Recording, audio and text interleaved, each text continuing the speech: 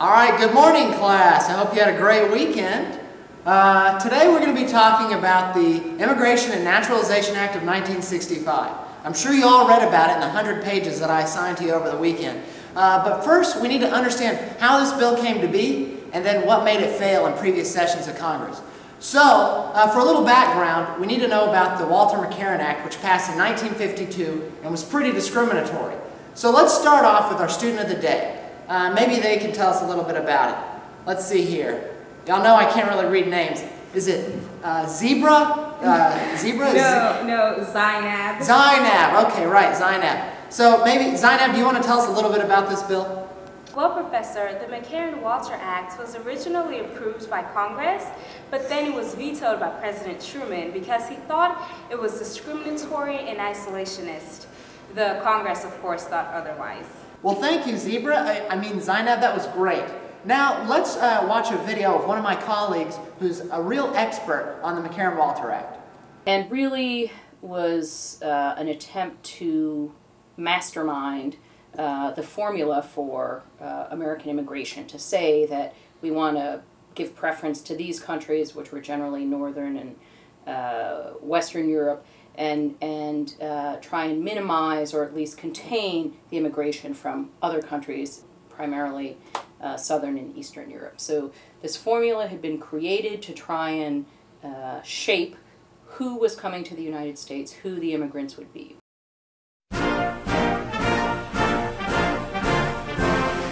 This bill is un-American, isolationist, and discriminatory, and I'm vetoing it.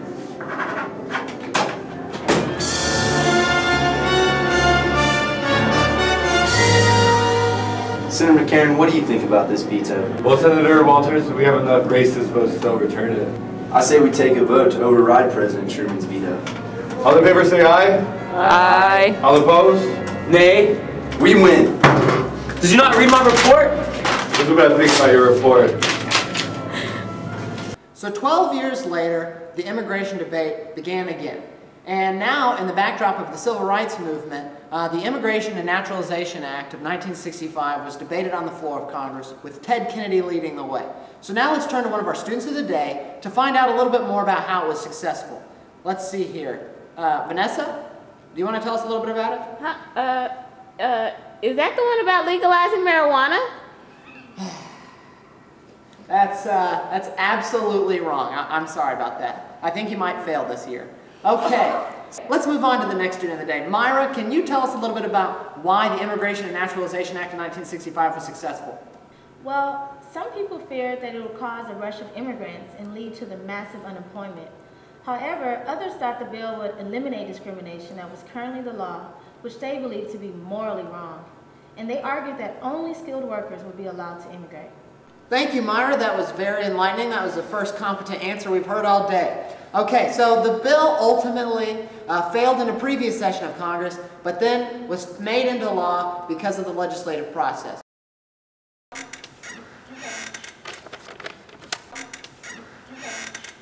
I am Senator Kennedy, and I speak in favor of this bill because, first, our cities will not be flooded with 1 million immigrants annually. The ethnic mix of this country will not be upset. The bill will not flood our cities with immigrants. It will not upset the ethnic mix of our society. It will not relax the standards of admission. It will not cause our American workers to lose their jobs. I'm Senator Strom Thurmond, and I disagree with this bill.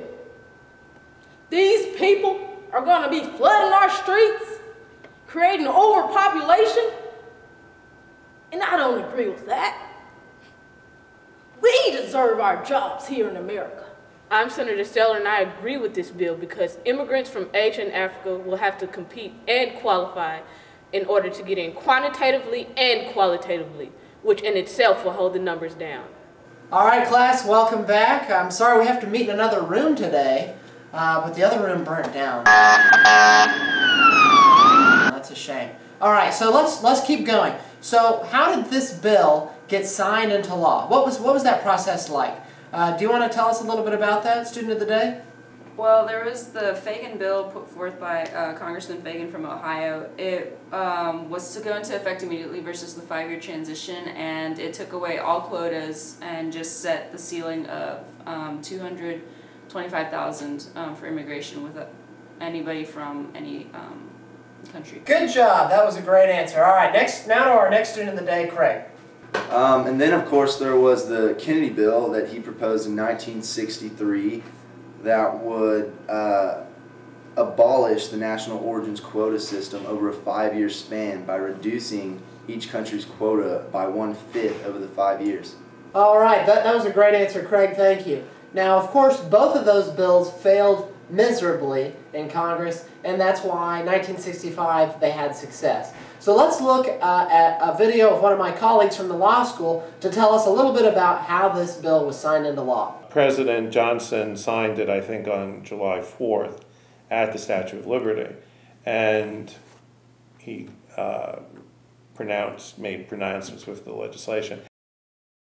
This is not a revolutionary bill. It will not affect the lives of millions. It will not reshape the structure of our daily lives. This bill simply says that from this day forth, those wishing to immigrate to America shall be admitted on the basis of their skills and close relationship to those already here. So now I will sign this bill.